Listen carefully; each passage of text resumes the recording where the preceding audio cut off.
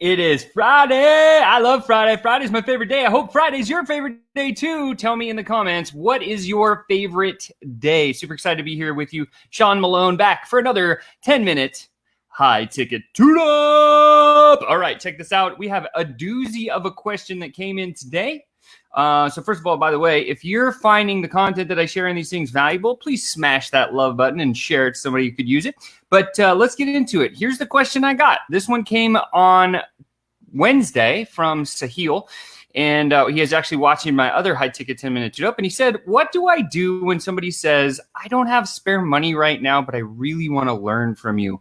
Or I want you as my mentor, but I can't afford to pay you this much. And the answer to this question is very, very simple. The answer is you as the sales professional have not completed your job in providing them a vision of the value that you can provide for them. And this is just literally a smokescreen, okay? So the answer or the way to handle this objection, which is super valuable, is to push back on them first, okay? So that's the first step, is to push and challenge. And then the second step is to reframe things. And so here's kind of what it sounds like. So when somebody says to me, hey, Sean, I don't have money right now to get with you. I love what you're doing. I think your program is awesome. I can't wait to learn how to become a professional sales ascender and ascend into the thing. And I say, well, I don't think that's true, with all respect. Like, thank you for those kind words. But it's hard for me to believe you saying that you don't have money to invest in this program, because one of two things has happened. Like, I didn't do my job. Clearly, I didn't do my job in sharing like how this would solve a need for you. But then more so than that is you're not sold on the fact that I could provide you value. Because here's what I mean. So there's the challenge.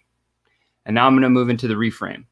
So here's what I mean is the transition word that I use to go into the reframe. Okay. And so I'll say, man, it's really hard. Thank you for the kind words. Again, I don't have the spare money, but I really want to learn from you. I say, thank you so much, for the kind words. I'm glad that you want to learn from me, but I don't believe you in the nicest way that you can put it in there. And then you say, here's what I mean. Let's say, for example, in the reframe, this is the reframe part. Let's say, for example, you really, really wanted, so like in my world, I really, really wanted a boat. Now, most people are like, and this was some time ago, and the boat cost $15,000. And I actually had $4,000 boat that I already owned, right? And so I knew that as a boater, I really wanted this boat for $15,000, but I couldn't afford it, or at least that's what I thought. I couldn't afford it. So the reframe goes into, I said, hey man, I really want this boat. Like, how can I afford to get this boat? And that was the big shift or the epiphany that I had when I was going through this journey. And it was like, I wanted the $15,000 boat. $15,000 boat. I already had the $4,000 boat, but I wasn't convinced on that boat going to provide me the type of experience or the transformation that I was looking to have, until I was sold on that. And then when I became sold on the fact that I knew the $15,000 boat is the thing that I absolutely wanted, it didn't become, I don't have the money. It became, how can I find the assets to acquire the thing to give me the transformation? And so I'm going to come back full circle in a sec. So hang with me. So as I'm going down this lane of looking to get this $15,000 boat, I thought to myself, okay, I know now I'm sold on, I want the $15,000 boat. And it's not, oh man, that would be wonderful to have that boat, but I don't have the money right now. It was, how can I get the money? So then I said, well, I could sell my boat for around $4,200, which I did. I could sell a truck that I had for $7,000, so that got me to 12. And then I took I could take a loan for $3,000.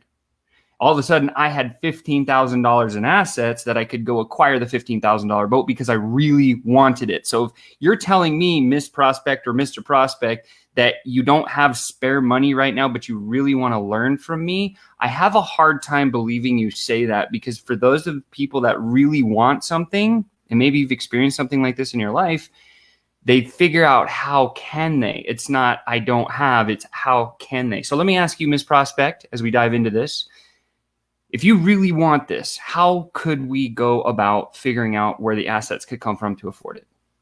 And that will drive you into a totally different conversation than if you get into a price haggle or a battle or anything else like this. So the way to answer this question very simply is to challenge them saying, like, I hear what you're saying. I appreciate you wanting to learn from me, but at the same time, I don't really believe you that you don't have the resources, because everybody has the resources if they truly want to get something. If they truly want it, they'll figure out how can they. And that's the transformation that I had when I went through this boating experience. And so Ms. Prospect, tell me, like, what's an experience that you had that you really wanted and you went and figured out how to get the assets?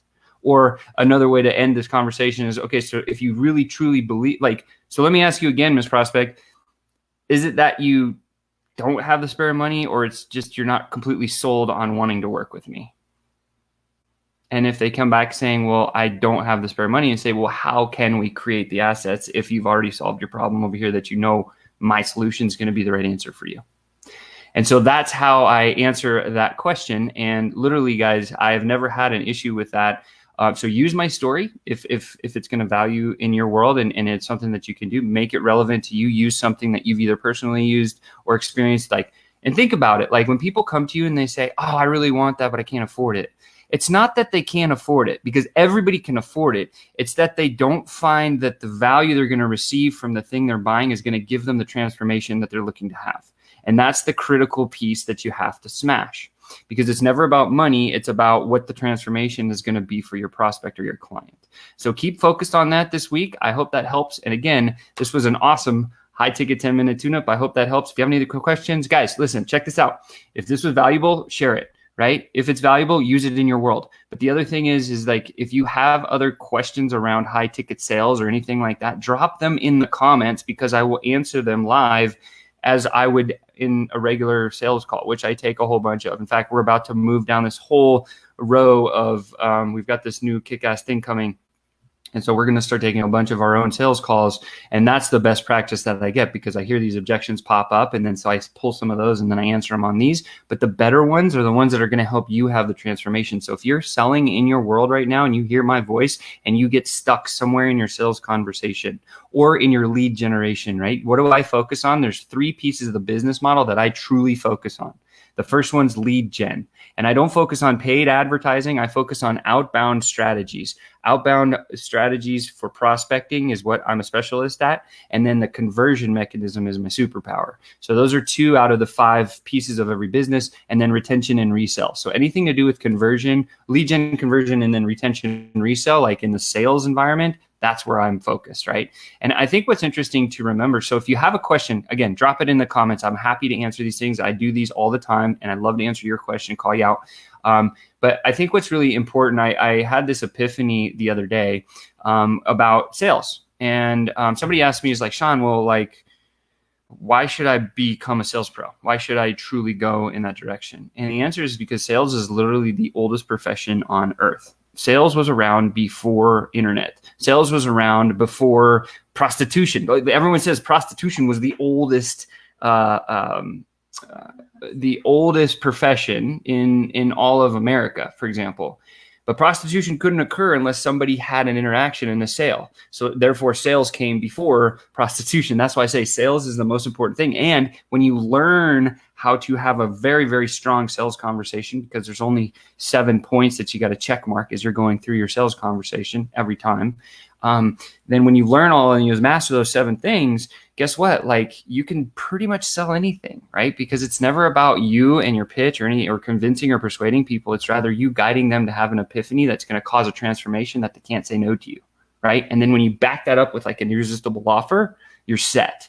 And so that's really why I truly love sales. And even if you think about it, like the internet's been around since the early 90s, right? Sales has been around for thousands of years, right? Like hundreds of thousands of years for sure. Even back in the old days, there was a caveman, right? There was probably, the interaction between caveman, cavewoman was, hey, like, I think you're attractive. I'm selling you, come to my cave. It's the biggest, baddest cave ever. And I will protect you from all these wild animals. That is a sales transaction. Don't care who you are, right? Like, you can't disagree with that because that's straight up fact. So what I'm saying in all of this is the internet came after sales came. And so a lot of people out there will rely on things like sales funnels or websites or other ways to sell their stuff, paid advertising, this, that, and the next thing. But what they don't remember is that all of that stuff came after sales. So most entrepreneurs that are online, what I find, or at least a lot of the time I work with a lot of our clients, is they depend so heavily on building a perfect sales funnel. And they say, that's the core of my effort. And then I'll just have a sales conversation off the back of that. When if we reframe this as like, no, learn to sell, become very, very good at it, because then when you know how to sell, you can now lean on the internet as a crutch to bring people into your world, how you can actually guide them into having the right transformation. And that's the difference. Like, that's the big difference between why I love sales more than any other profession in the world, is because it's the oldest. And when you get really good at it, you can literally, when you're a rainmaker in any organization, you win. And so that's why I preach. I stand up, I advocate for, I protect, I defend true business to business sales professionals and business owners who are doing their own sales in their business, because that's where I was. I have a lot of stories that can help you.